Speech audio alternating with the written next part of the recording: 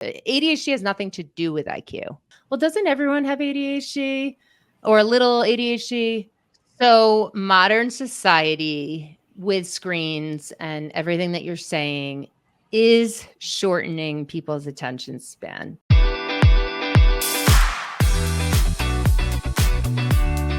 Welcome to the I Decide Darlings podcast. I'm Erin. And I'm Lisa. We are moms, wives, best friends, entrepreneurs, and authors of the book, I Decide, the happy little guide to living your best life.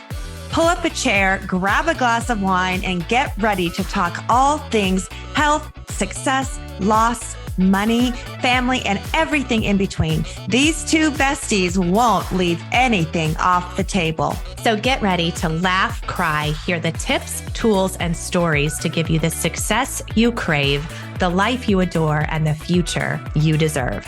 You are listening to the I Decide podcast. Hello. Happy summer, everybody. Welcome back to the I Decide Darlings podcast. I am Erin Lopez. And I'm Lisa Cox. Oh my gosh. That was good. I'm getting better. We are we're getting late summer, aren't we, Erin? Like, I'm telling you, I cannot believe that we're recording on the last day of July, 2024. It is Olympic time around the world. It's crazy time. It's summer. It's hot. The back to school ads are running. It's just a whole bunch of, I just can't believe we're here already. Can you, Erin?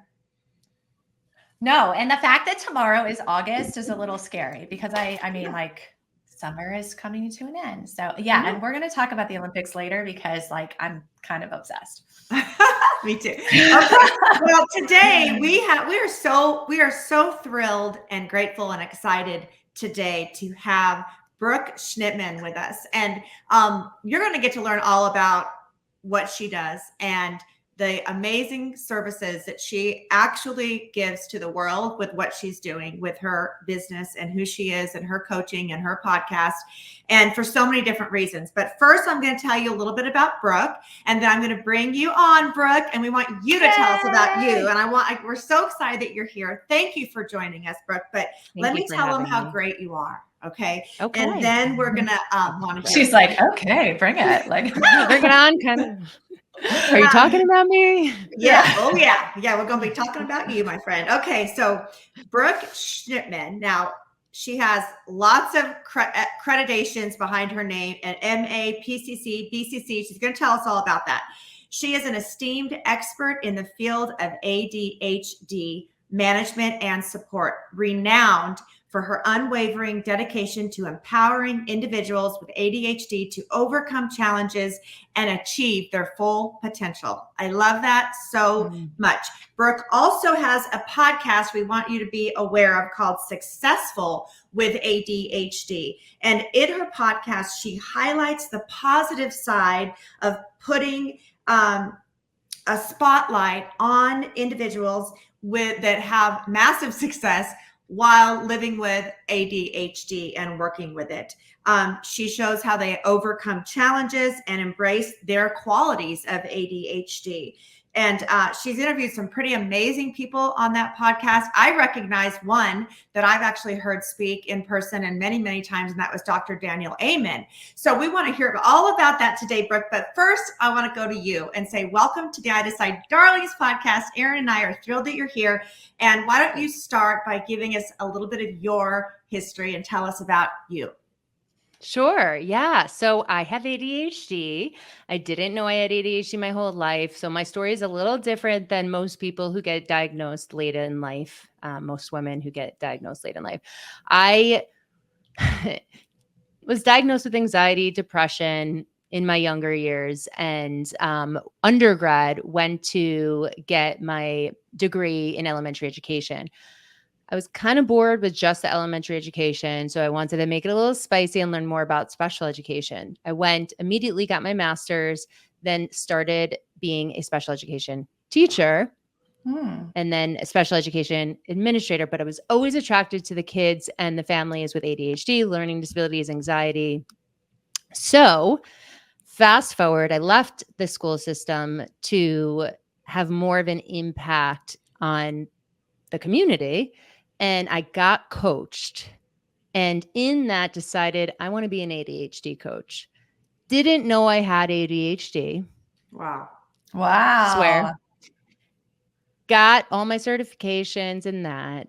And 6 months later, realized I had ADHD because I started seeing myself in adults. I never recognized my symptoms as an adult when I was working with the kids because everything was just different. Anyway, got my diagnosis, and 6 months after that, met my non-diagnosed at the time husband and his non-diagnosed kids, and we're one big ADHD family now. Wow. So Yes. will you explain to us why it's so different and why you didn't recognize that? Like, why is it different with the kids versus the adults? Yeah. Well, women specifically, a lot of times have that somatic feeling and the anxiety, and they bury all of the shame and the struggles of their executive dysfunction.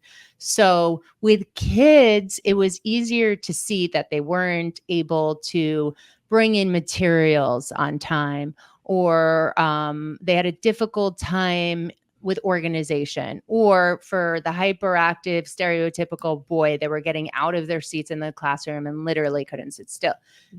I was not that. I was more internally. And I, at a young age, was always a high achiever at a fault because I felt like I had to mask whatever I was feeling inside and show up as the hardest worker. So I would go to work and start with the custodians and end with the custodians.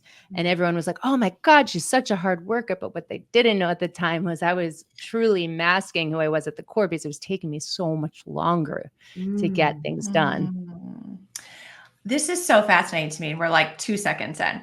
But like how and I think what I'm recognizing too, like when we're looking at our kids, there are teachers around, there's other, administrators around that, like you said, are identifying these things. But like you did this ironically on the path of ADHD. Like, how did you even become diagnosed? You know what I'm saying? Like with our kids, you get the phone call from the teacher or what have you. Mm-hmm. But I'm like, as an adult, for somebody listening to this and saying like, maybe they are having depression, maybe it's the anxiety.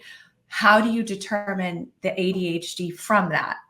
Sorry, I don't know. Like, this is like, yes, you know what I'm saying? As an adult.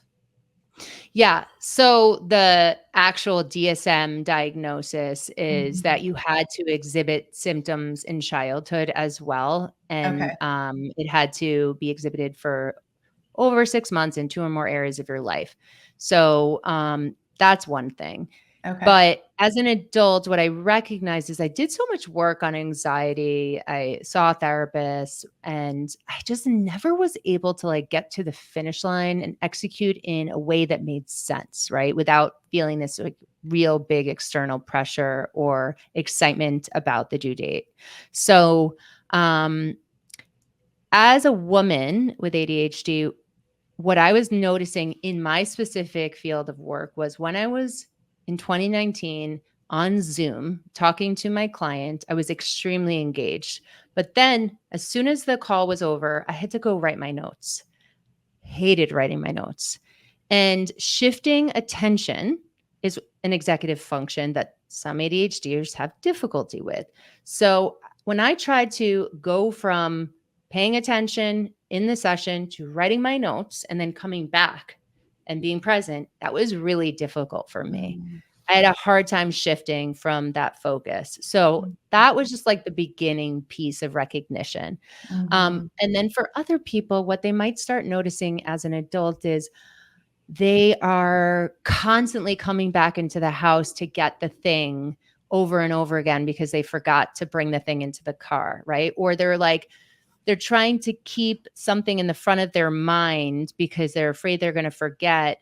And we're not talking about like someone who's extremely busy or whatever, but like they're trying to remember something, but then they forget everything else and they forget the thing. Or maybe they are having difficulty with paying bills on time. Not that they don't have the money, but they just are forgetting deadlines, or they're having issues in their relationship because they are having a hard time prioritizing and organizing and sustaining effort, and working memory might be slower, processing speed might be slower. So those are all of the executive functions that can be challenged with an adult with ADHD. And as a woman, it does show up a lot of the times as anxiety, but really, when you kind of try to separate the two, it's like, why are you getting anxious? Are you getting anxious because you're not completing things?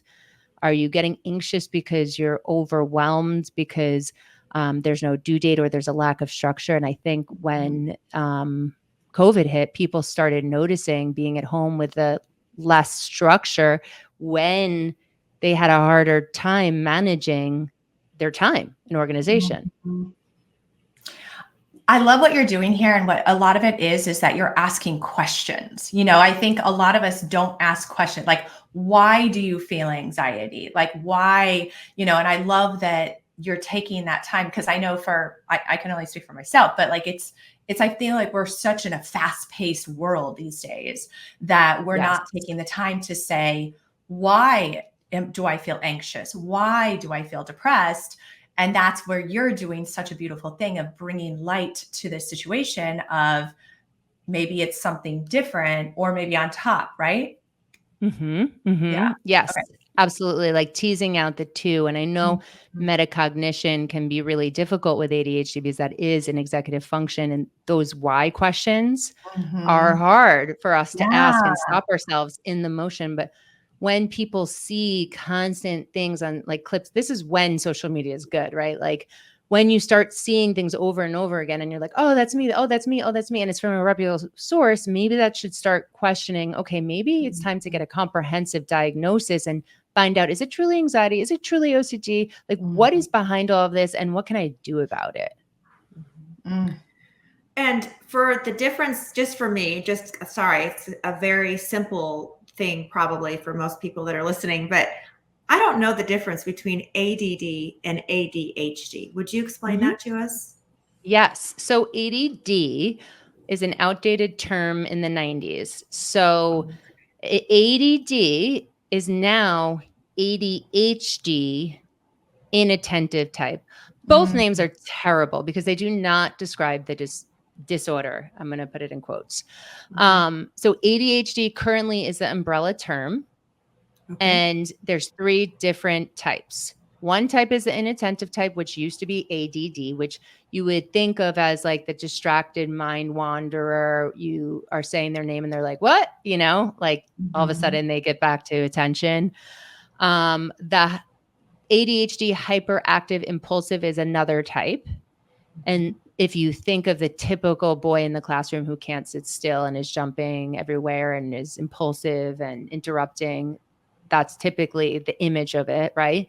And then there's ADHD combined type, which is showing symptoms of both.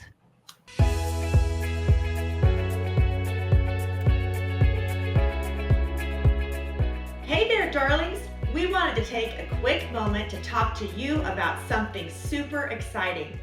That is right, Lisa. And if you're inspired by any of our conversations, but you still feel like you're stuck in place, trapped in guilt and in self-doubt, and in the feeling that you are not enough, but you are still yearning for more time, more self-confidence, and more fulfillment in your life, this is just exactly for you. We would like to introduce to you our transformative course, Get Unstuck in 10 Days.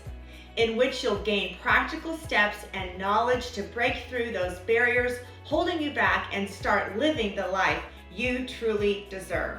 Absolutely, Lisa. Whether you're looking to switch it up, switch your mindset, kick those bad habits to the curb, or set meaningful goals aligned with your values, this course will open new doors just for you. Plus, by enrolling in Get Unstuck in 10 Days, you'll not only get access to valuable lessons and resources, but also join a supportive community of like-minded individuals on a journey to personal growth and empowerment. So what are you waiting for? Head over to our website at idecide.io and enroll in Get Unstuck in 10 Days today. Let's make those positive changes together. And don't forget, darlings, stay tuned for more insightful conversations right here on the I Decide Darlings podcast. Thanks for listening. Okay. Wow. Okay. And with that, just having daughters and kind of heading into my next season of life where I'm going to have a grandson in October. And we've been talking about boys. Thank you. We're so excited, but we're talking about boy behavior versus girl behavior, because in our family, we've only had girls. And so it's going to be a whole new thing for us. And we're so excited. But, a lot of people have said they have a lot more energy. And you have to be running them and playing outside, and which we're all in. That our family's all about that, and really limiting screen time and things like that. So my question is, like, it goes back to when I was younger. I don't remember having kids in the class diagnosed with this. Like, and I'm old.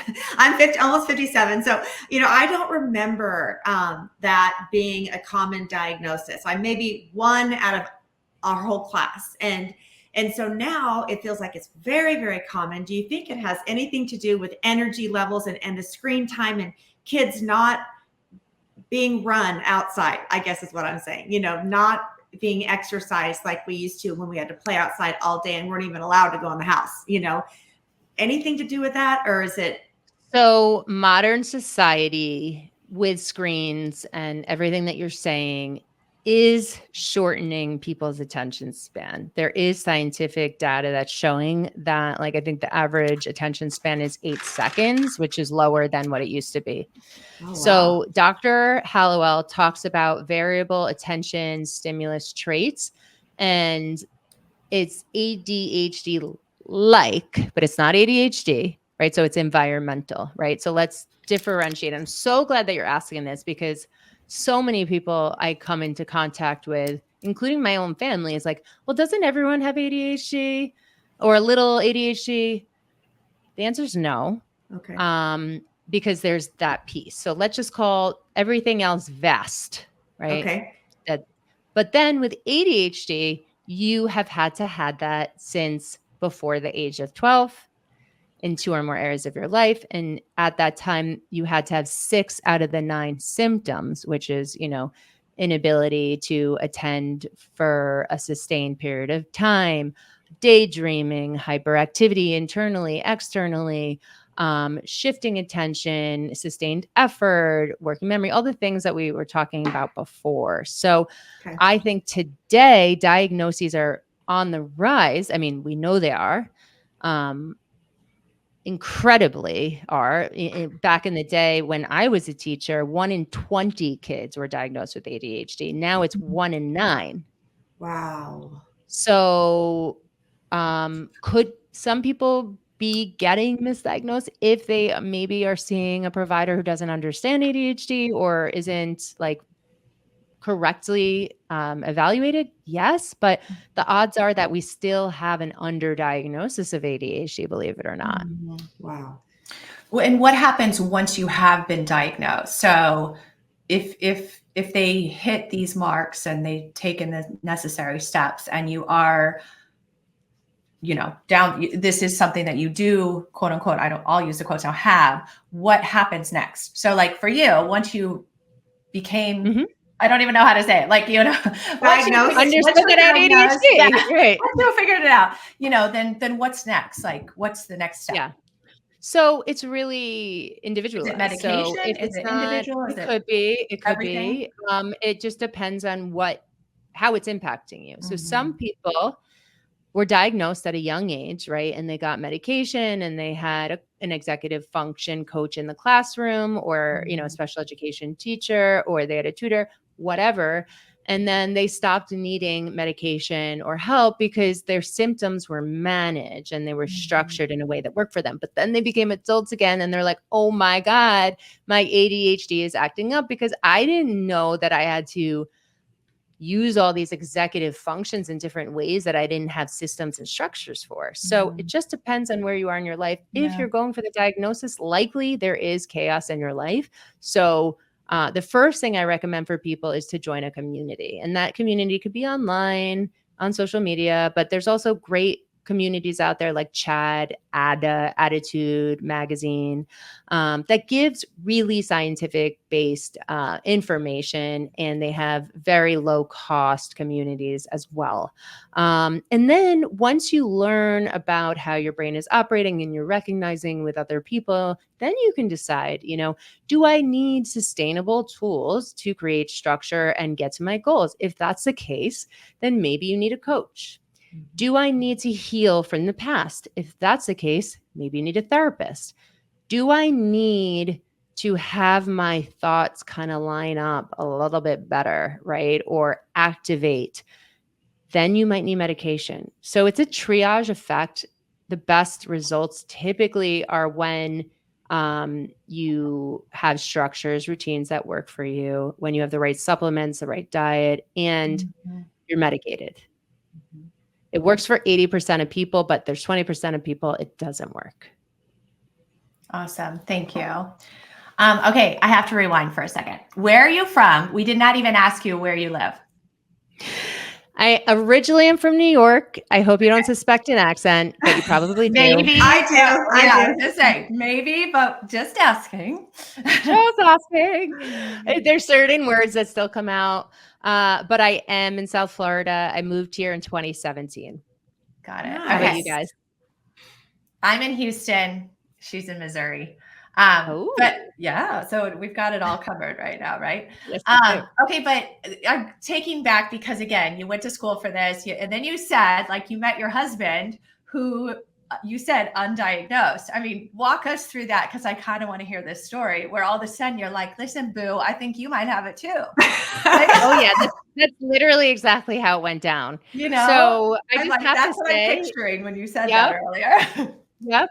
I just have to say that my dad used to tell me all the time, why do you keep going for guys with ADHD? Like it was a bad thing, but I didn't think it was a bad thing. But he's like, you're like gravitating to these men with ADHD. And that at that time, I didn't know I had ADHD. So clearly I continue to repeat the behavior, right? Because like there's something exciting and, interesting, and they're my people. And obviously I do this as a profession too. But anyway, I met my husband and we, were spending time together. It was COVID very quickly after.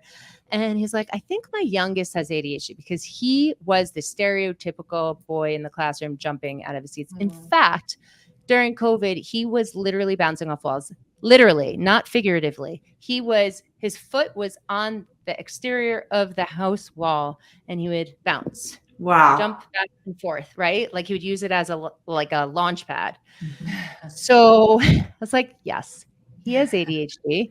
You have ADHD, and so does your other son. And he's like, no way. I'm like, trust me, go get a diagnosis. Obviously, I can't confirm it for you, but go get a diagnosis and see, or an evaluation, I should say, and see if that is actually the case.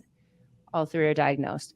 So the youngest one is hyperactive. The older one does not present as a typical boy in the classroom. He is more of the inattentive, spacey, daydreamer, creative, always like living in a dream type thing. And we used to say his name and he was like totally spaced out. So now he's connecting thoughts so much better and is able to attend with his medication. My husband, he came from a family, his grandparents raised him. So he and his grandpa served for the Vietnam War. Okay. So like he was like military, right? So like they stuck on him and he was very disciplined to, to an extreme. So he always thought, no, I can execute and I can do these things. There's no way I have ADHD. I'm like, okay, go for the evaluation.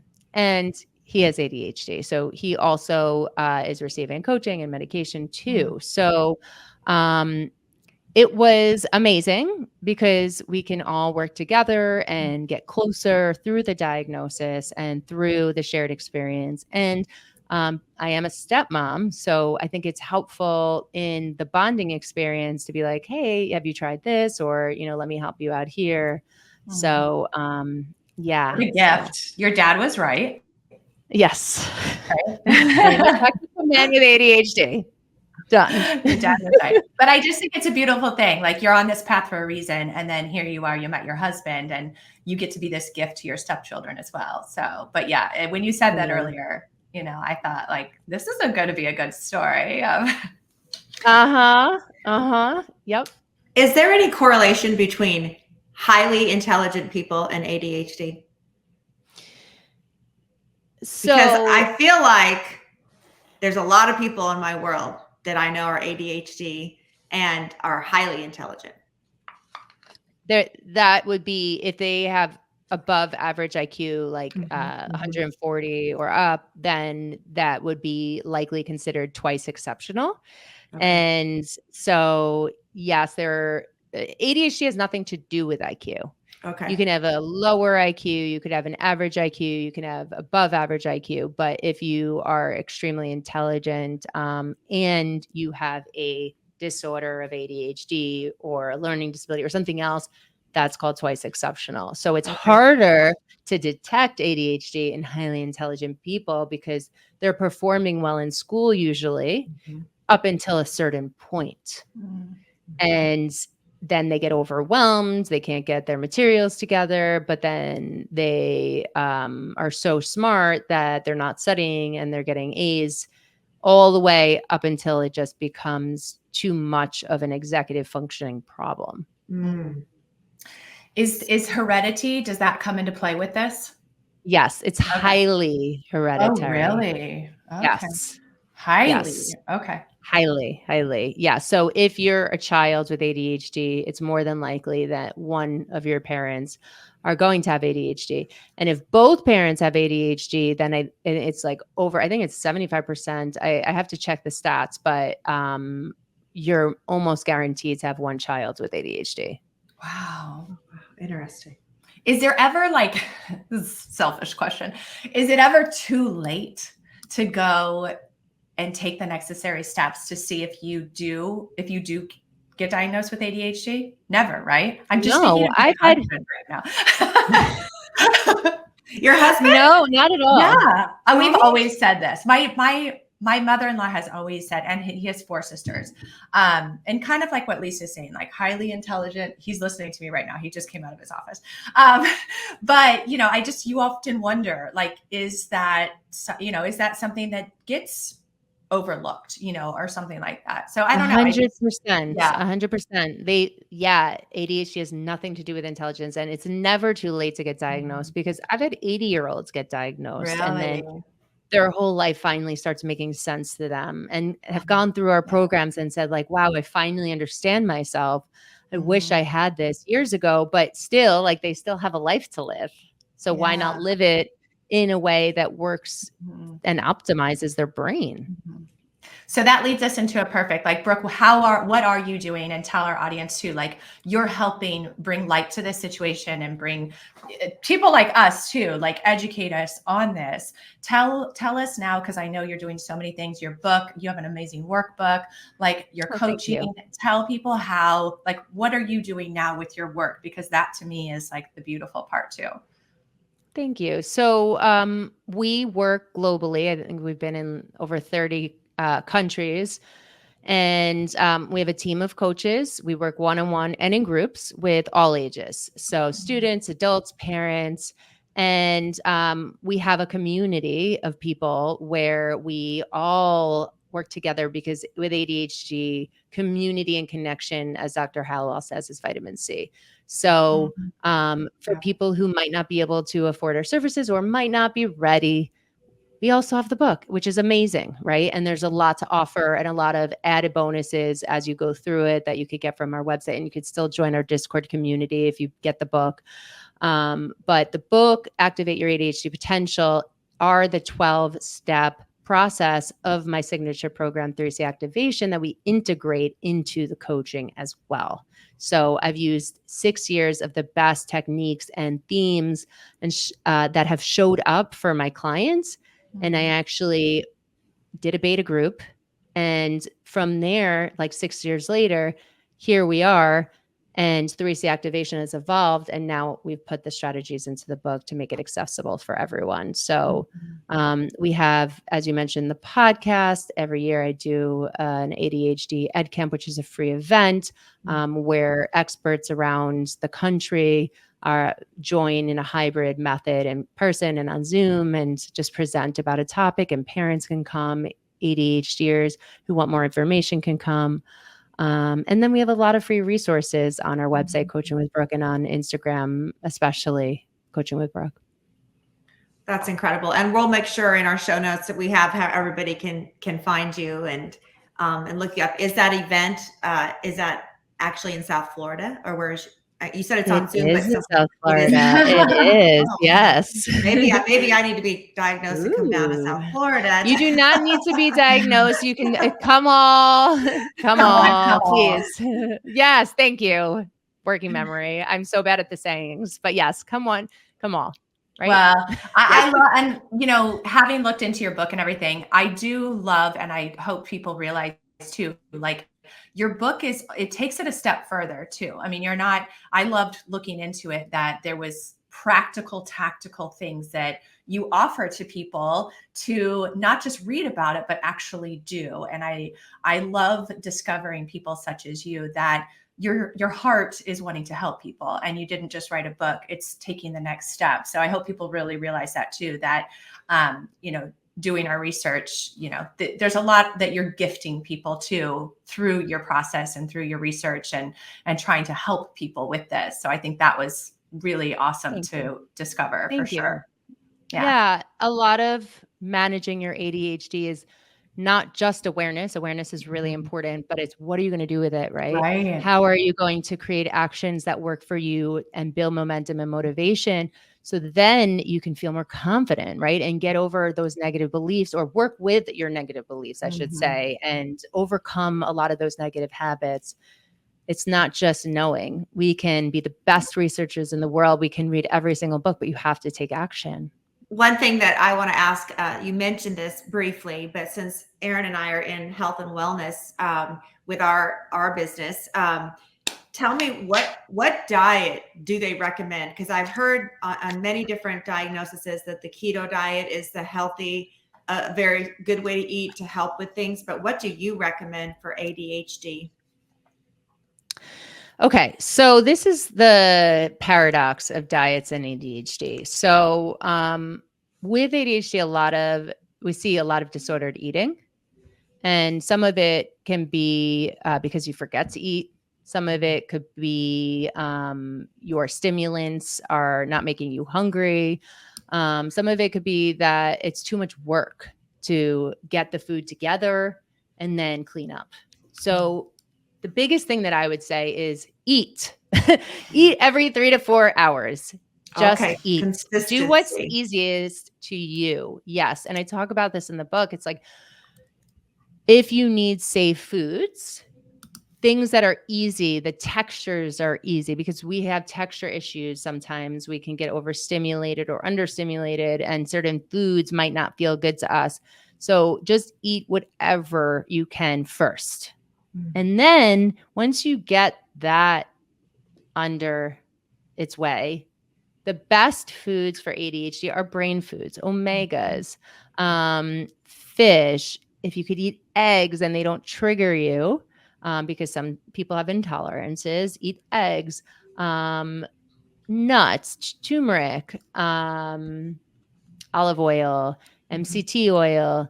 So the brain foods, blueberries, those kind of things can help with our brain power. So that's going to help us attend and stay focused, right? And function, right? Yeah, makes perfect sense. Oh, yeah, it's great. What's next, Brooke? Like you're like conquering the world right now with this. I mean, Thank really, you. I mean, this has been a wealth of information, but like, what's next for Brooke? Like, are you it's a great question. Right? You're on the steady uphill of like helping people. And how can we help you do that? Like, how can we help you with what's next for Brooke? Thank you. My big dream is to get in front as many people as possible to spread the information and awareness. So I've been doing public speaking, in small forums and medium-sized forums. I've gotten into schools, talked in front of mental health therapists and professionals. But I definitely do want to get on the big stage. So my goal is to get on the big stage somehow, some way, whenever that comes. And I've recognized that a lot of people since COVID have become ADHD coaches. So in order to give them what they need, so ADHDers get what they need in the right ethical way, I've created a coaching course with my 3C activation signature process that coaches can get certified with through ICF and PAC, which is the ADHD certification. And I'm writing a book on. See, I knew it. I knew there was more.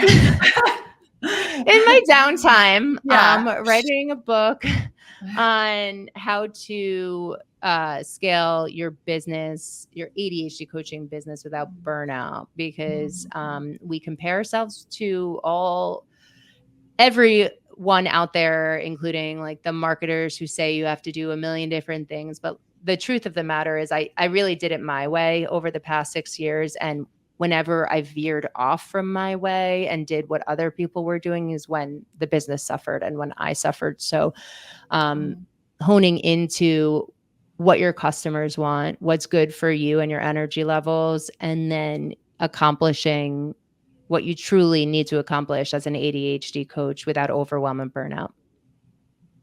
That's incredible. Yeah. I love all that you're doing, and I think it's incredible. I think it's so important for us all to understand it better. I think we probably have been in many situations. I know that I have been in many situations where I probably, with this knowledge and with more knowledge and with having read your book and all the things that we need to do from you, we'll be able to handle situations better because we'll have an understanding of where people are coming from better. And I think I didn't really know, and I'm so glad we got to learn from you today. But I've just got my wheels are turning because there's some people in my life that I can't understand exactly their processes. And I think it's because it's different than mine, and it's potentially an ADHD situation. And so I don't know. I just feel like I've learned so much. Thank you for that. Thank you. And thank you both for being so open-minded to learning. Not everyone wants to understand or like finds it difficult to understand, right? And I think that's the first part of having a good relationship with someone is trying to understand from their lens, letting them explain to you how things are showing up for them. Because just because you have an ADHD diagnosis does not mean that, Lisa and Erin are the same, right? There's like 6,000 different ways it could show up. So just, the biggest thing is to, leave the space for someone to explain how it looks for them. Oh, it's so good. Yeah. And I think the stigma that there shouldn't be one, because I feel like we all hold something. And, I was not joking about my husband, but I think it's just a matter of being able to like talk and ask questions. And I love that you're giving us this platform and education to do something like that, because like Lisa and I always say, like knowledge is power it helps us discover who we are and who we want to be. And that's why I loved hearing you say like, what's next for Brooke, because we love it when people say it out loud, because then there's more chances of it happening. Then it comes true. We'll hold you to it. Right now we know. Something you said, and I know we're running out of time, if it's okay that I just share this. When I was a teacher, the social worker said to me, kids who have invisible disabilities like ADHD get bullied so much more often than kids with physical disabilities that you could see, because kids have some sort of way of treating other children who they can see has a physical handicap, right? But if someone with ADHD or an invisible disability isn't presenting to them in a way that they understand, then Kids are mean. They might make fun of you and bully you, right? And I got bullied from age 8 to 35 until I got coached. Wow. Whether it be the ADHD, undiagnosed ADHD or not, I'm trying to wrap my head around it. But I think we need to understand that so many of us have invisible disabilities. And there's a study out there from UPenn that in the workplace, 72% of people have invisible disabilities and 25% of people don't. So think about it from a new lens that like the majority of the people are not neurotypical. So that is like the worst word that you could use to have a typical brain, right? It's the minority actually. And the majority are the people who have neurodivergent brains. So just fascinating. It is very fascinating. Very crazy. I think it's almost like an invisible disability, but it's actually an invisible superpower just once it's figured out and once you're able to figure out next steps. So and I know that I totally agree with you. And I was able to get there. Right. And some people say, oh, it's not a superpower. That's so like disabling to say that when it's, it's so harmful to me.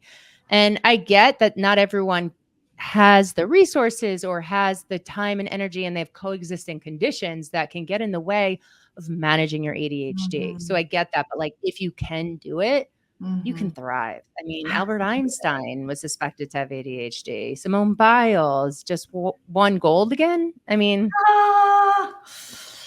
yeah, we didn't even go there. Like, cause I know Lisa and I talked about earlier, like, I'm sure there's a laundry list of brilliant minds in lots of different ways that, have been diagnosed with ADHD. So we'll leave it with Simone Biles since it's the Olympic season. Yes. Well, we love this. Like Lisa said, we will definitely put anything and everything. But one last question, Brooke, how can everyone follow you? Where can they go find your book, your everything? Give them the lowdown, please. Thank you. So Coaching with Brooke with an E is everything. My website, Instagram is our biggest platform, but we're everywhere. And so my book's right on my website, and you can literally just type book into a DM or a chat and my book will pop up on Instagram. Awesome. Thank you so much, Brooke. We have really learned a lot and enjoyed having you as a guest today. We're so glad to know you.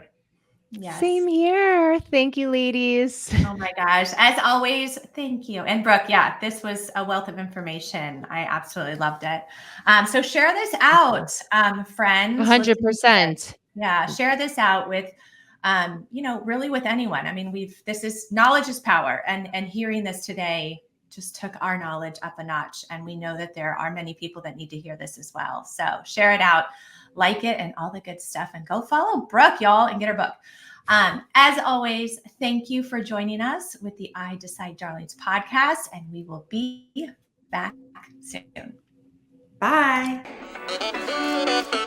You've been listening to the I Decide Darlings podcast. If this podcast touched your heart, please share it with your friends and family right after you subscribe yourself. Don't forget to head over to iDecideBook.com and grab a copy of our favorite book and daily journal. As always, thank you for being here, and we can't wait for you to hear our next episode.